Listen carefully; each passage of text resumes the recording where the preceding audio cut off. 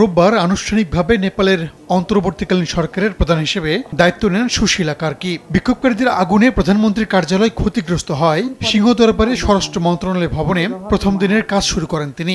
মানুষের দাবির মুখে পদটি গ্রহণ করতে বাধ্য হয়েছেন বলে জানান কার্কি। তিনি বলেন, আগামী বছরের ৫ মার্চ নির্বাচনের পর নতুন সরকারের হাতে ক্ষমতা হস্তান্তর করে দায়িত্ব থেকে সরে যাবেন।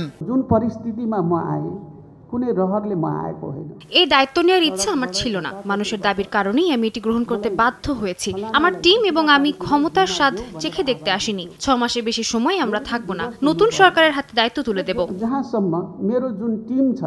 নেপালে সহিংস আন্দোলনে নিহত হন অন্তত ৭২ জন। এর মধ্যে বিক্ষোভকারী ৫৯, বন্দী ১০ এবং ৩ পুলিশ সদস্য। তাদের প্রত্যেক পরিবারকে ১০ লাখ রুপি করে সহায়তার ঘোষণা দেন সুশীলা। আহতদের বিনামূল্যে চিকিৎসার নির্দেশও দেন।